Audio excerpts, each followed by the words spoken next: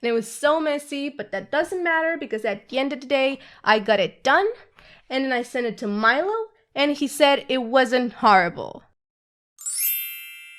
Now, before anyone screams that I am a budget Lauren, yes, thank you. Hi, my name is Milena, also known as To Be Honest Studios sometimes. I am preparing for you today a different video. For the past few months, I've been working alongside Minute. What? I've been working alongside Minute. To create a little something that's a bit different from your usual YouTube merch. Now, when you think of YouTube merch, I think we all have the same general idea. Somebody slapping like a logo, or maybe the face of something, or scandals of stealing each other's identity. And on other sides of the internet, we have designs made by, let's say, Lauren, because we mentioned them earlier, and Curtis Connor, coming together to do something fairly nice, which kind of inspired me to do this as well. Now, merch in general is not that hard to do, I think. I don't know. I have spent the last few years learning about fine art and graphics, so maybe it's not that easy, maybe it's just the work that I put into it, but since I know there are a few people out there who want to know what the process of doing something like this is, I wanted to do something else. I wanted to teach you how to kind of go through the steps of doing something similar to what I've made with this design. And because Milo agreed, we are going to go through the process of how this amazing merch line came to be, with the hopes of maybe you just getting one. That would be pretty cool, I think. It's supporting artists, supporting YouTubers, supporting everyone you enjoy watching, I guess. If you're enjoying watching this as well, then I don't know. But basically, here's the thing about merch. Merch usually does tend to be kind of commercial, because that's what sells. People are all about selling something. And sometimes we do have happier instances of merch where people buy merch because they like the design, and this is what we kind of aimed for. I am not a great graphic designer by any means. I do know, however, how to deal with art that could be found in a gallery. So with having that by my side, I went up to Milo and I just asked him, do you want to do this? And luckily, he was on board, and this is how we started working on this project. Some of you may know already that the type of design that we've used on this line of merch is nothing less than woodcut. Now, that technique itself is nothing new under the sun. You can find the technique anywhere on Pinterest, Tumblr. I know there was like an era a few years ago when everyone would kind of be doing this kind of linotype woodcut thing to be posting on Instagram, and I think there are still some remains of the fallout if you go on your Discover feed, if you're still using Instagram, of course. This technique was nothing similar to what we find on social media today, by any means. We're pretty much used to seeing a lot of color, a lot of ink being processed on the paper, which is not something that was common to what it once was.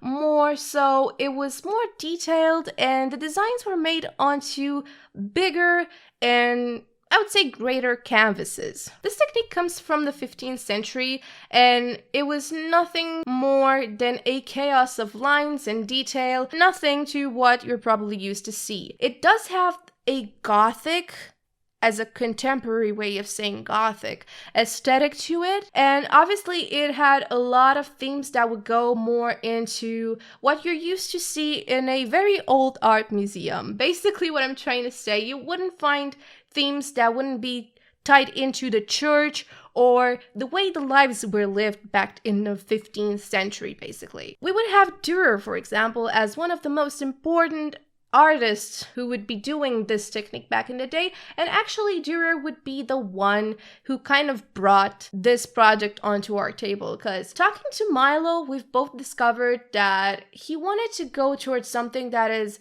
a bit gothic, a bit dark-ish, a bit something that would tie into his aesthetic, because he's not exactly a usual YouTuber or a usual channel, obviously, and the fact that he wanted to take it a step further than just doing something casual graphic for his merch gave me the ambition of proposing something as woodcut. Now, obviously we had a bit of back and forth, and I'm not gonna go on a timeline of how we've exactly decided to come to this conclusion, obviously. But what I'm going to say is the fact that starting from a digital point, we've clearly realized that this is what we wanted. We wanted to go the extra step and not to do something digital, because a lot of the designs you see online today, even though they might look like they're traditional art, they're actually made digitally with a lot of tools and programs that would make it look like they're authentic. The fact that we wanted to do something traditional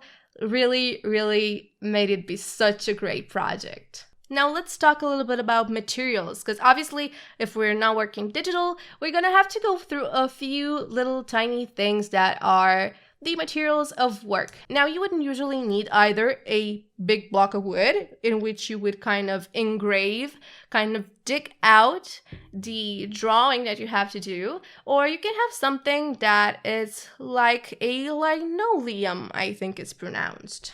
And it could be in different types of materials as well. It just has to be like rubbery and easy to carve. I'll show you in a second. What I have here is a older thing that I did way back, but this is the only one that I have that still has this kind of rubbery material.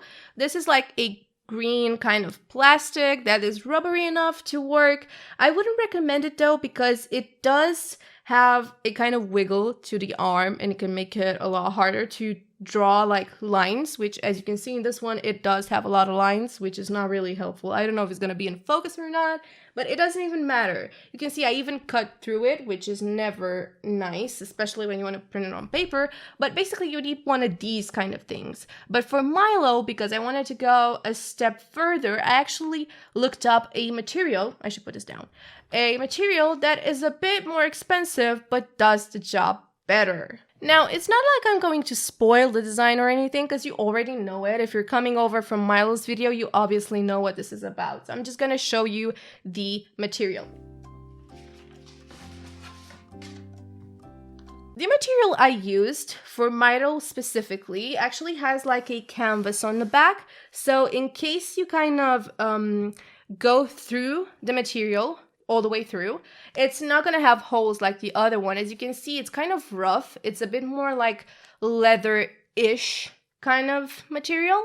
And yeah, the design, you can see that it's nicer to carve into it since it's harder, and you can do more accurate lines, which I definitely needed, especially with this skull. As for my other materials, because I don't have them in the room right now, basically they're kind of they're like little knives, but like,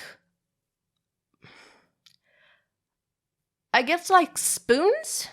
Like, you can kind of dig with them, but they're kind of sharp, and you have to keep them sharp so you can cut, because if they're not sharp, you're only gonna make a mess of what you're working on, but that's not your worries. The thing is, you just need this kind of things, and I'm gonna show them some pictures because again, I don't have them in my studio right now. And with them, you can kind of do your own thing. And I do not specifically recommend the shape or the other, because I think this depends a lot on how your hand works. What I do want to say is be very careful using these because they are very sharp. I've had a hole in my hand for 2 weeks. Just because I made the mistake of holding the material with one hand ahead, let's say like this, and then I went in with the blade and it just went into my arm. Don't do that, kids. Just don't. If you do Linocut, just go outside without having your arm in front of the knife.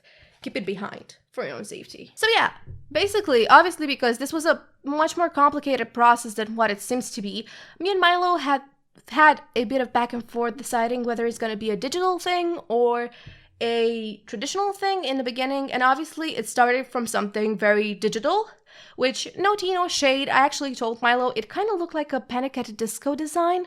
I'm not even going to show it because it was like, it's not worth showing, but it looked like something taken out of Panic at the Disco's merch website. And I'm not talking old Panic at the Disco, I'm talking nowadays Panic at the Disco. So you can imagine it was not good. So obviously from that digital thing, because you always have to do a sketch of something before you get into doing it, it was way easier by putting up the elements from the composition into the digital and then just simply drawing by hand, because that's what I did in high school, university, and now my master's degree. That's what I did for a living most of my time, drawing, I started drawing by hand the design. And obviously I've shown Milo the process, the point that we got into, and he was okay with everything. We've had a bit of back and forth about a few details, but basically we've went from digital to drawing. And I actually think I have the drawing here. Yeah, I actually do have the drawing here, but you're gonna see it's a bit different. It's a bit different than what you're gonna see in the digital. And I'll tell you why when we get to the exact process of how this is done. So basically, after you do the drawing, and I did it with a wide marker, you basically have to do the transfer onto paper. Or no, not onto paper, I mean onto the material. Basically, you do the drawing and you put it onto the thingy, and you should find a way to transfer this. Now there's a few ways. Some people find transfer paper being way easier to use. I come from Eastern Europe, so I do not use transfer paper because I do it the way I was kind of left-handedly taught in university. Basically what I did was I took the drawing and I went over it in the back with a lot of graphite. I took a very soft crayon and I filled it in, and basically with the back of it being all filled in, I put the back over it, kind of glued them together, and I'm not sure if this is gonna be visible unless I kind of wobble it around, and not even then I'm not sure it's gonna be visible.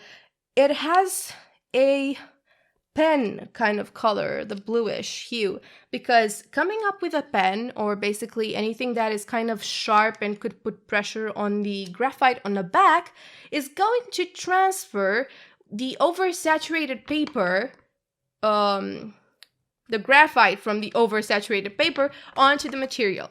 So basically, I just did a drawing, redrawn it on the back, redrawn it on the front. And I'm sorry if this is making a lot of noise with the paper, I'm terribly sorry. But at the end, I managed to transfer the drawing over to this. And once the drawing was transferred over to this, I could happily now chop off my fingers trying to engrave this material. And oh boy, this was not it. This was not it, because it's very hard to pay attention to some small details. And I'm going to tell you something right from the get-go. Guys, do not start with the upper part, because if you start with the upper part, you are going to just smudge all the graphite from the transfer from the very first minute, because that's exactly what I did. This is exactly what your girly did. I did university for no reason whatsoever. I've learned nothing. So what your girly did was I actually started doing these first around, so I would leave the skull for last, because obviously this had a lot more detail into it. And obviously by working around it, I kind of just smudged everything together and I couldn't see where the actual lines used to be. So what I had to do was to retry to retransfer everything, and it was so messy, but that doesn't matter because at the end of the day, I got it done. And then I sent it to Milo and he said it wasn't horrible. I'm kidding. He said it was great. He said he was a good sport. He was always very cheerful and happy with anything I showed him. I couldn't ask for any better reaction than what his reaction was when I showed him the design. And you'd think it would stop here. Now, the process doesn't stop here, girlies, because I guess I could have just, now that I think of it, I just could have scanned it as it is and kind of just never mind. But I wanted to do it the traditional way all the way. So what I had to do next was get some ink, get some rolly, spoolie, spongy thingies. Depends on what you have on hand. I didn't have any rollers specifically for woodcut, but I had some kind of sponges that kind of worked. And I had some old black ink that was kind of dry, but I made it work with a little bit of water because it was water-based. There could be water or old oil-based inks. Do not put water in the oil-based ones. Put oil in those ones if you want them to mix, but don't mess with the oily ones because those ones stain your clothes forever. Actually, everything was kind of happening in my city as the shops around had no materials on hand and it was a long time waiting until they would be restocked, so I had to do what I had to do. And here comes the chaotic energy that you're probably gonna see even more in this channel if you're gonna stick around. I just went with it and I did a lot of prints and none of them worked. Usually, you would be using a paper that would be a bit more porous and a bit denser, I guess, a bit thicker, and that's exactly what I did. I went to one of my best papers I had on hand in-house in the studio, and it was horrible. What we had at the end of the day was this, which, oh god, it looks like an abomination, if not more than that. But it actually doesn't look that bad. As a proud mama of the design, it actually has quite some texture to it, but it's not what we wanted. We didn't want this on a shirt or anything else, that was for sure. And that's when I decided to move on to just Xerox paper, your European paper, A4, or you would call it, what'd you call it in America? I think letter size? I'm not sure.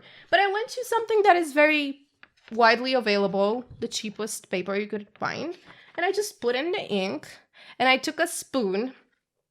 You're gonna laugh, but to transfer the ink properly from the material to the paper, you have to take a spoon, your usual kitchen silverware, and you just kind of go around it and kind of just press onto it and do your thing, because you got nothing else better to do.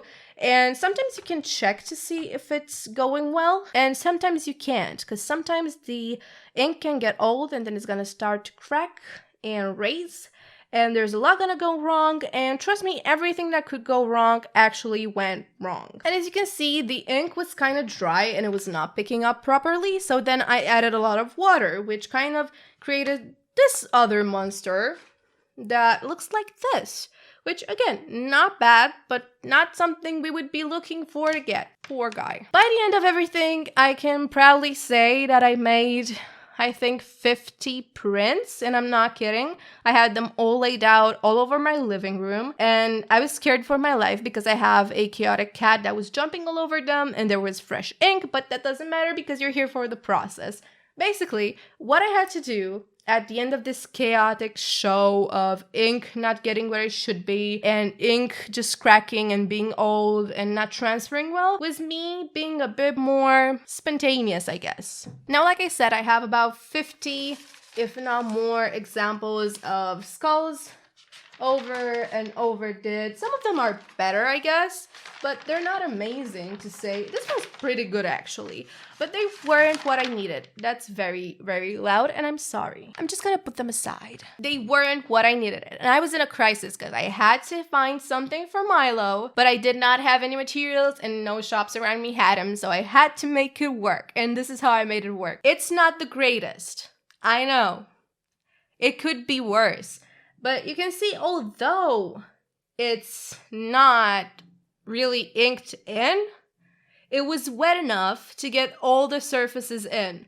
And what I did from here was nothing less than just putting it into a scanner, because you can see I kind of had to bend it a bit so it can fit into my A4 scanner. And I just put it into an editing program where I just kind of upped the contrast and everything tied really, really nice. And obviously I cleaned it up a little bit. These edges are not here because these edges are specifically made just to make sure that these areas, because you can see there's some splotches here and here, these areas stay underneath. They're not going to be raised, because if these edges were missing, then we would get a lot more of this kind of fuzzy thing. I'll show you in a sec. These kind of fuzzy things, because these, even though I've dug them really deep, they still can show up when you do the print. So I had to make the edge so the paper would kind of lay onto it. I hope this makes sense. I'm gonna do like something in After Effects so you can see and understand what I mean. I'm only now realizing I kind of moved away from the microphone, and I think everything's gonna sound really, really quiet and distorted, and I'm sorry, but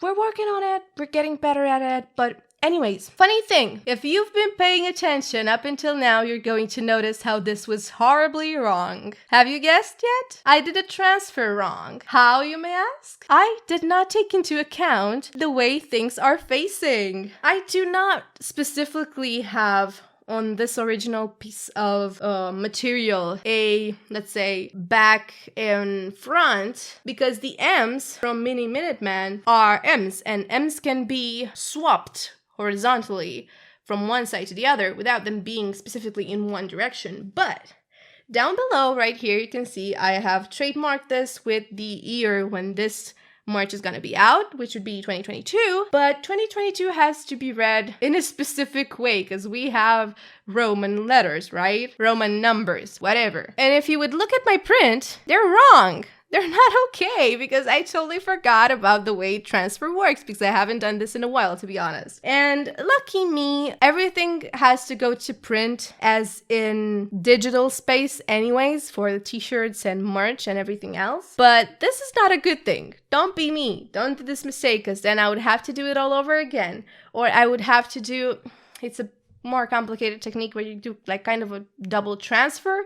But yeah, don't be me and don't mess up something this big because if this wasn't repairable, I would have been in big trouble. I mean, Milo has been a sweetheart all the way through, but I know I couldn't have woken up the next day to leave another day to know that I messed it up so bad. But yeah, that was basically the process. And like I said, I just scanned it, put it into Photoshop, cleaned it up, put it on a shirt as a mock-up, sent it to Milo. He said it's okay. Then we decided to kind of cut out the skull and put it separately in the front so it looked nice and cute because we're in 2022 and we're sort of hipsters, but not really. We're just really creative and interesting people, and you totally need these to wear outside to prove to your friends that you understand traditional art and you love Miniminuteman. And maybe subscribe to me if you want to see more designs in the future.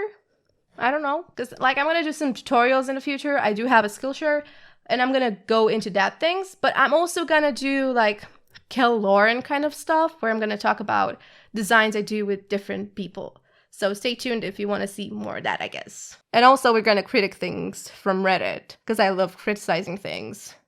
Because I know I suck, but I like seeing other people suck. We're creatives together after all. So yeah, I think this merch turned out amazing. I loved it with every bit of my heart, and I think you should totally get it. Because I know I cannot wait to get mine. I know Milo was super excited to get his, and yeah. That's about it for today. Thank you so much for watching everything. And don't forget to watch Milo's video if you haven't. I doubt you haven't because I think this is how you got here in the first place. But totally check out his other videos.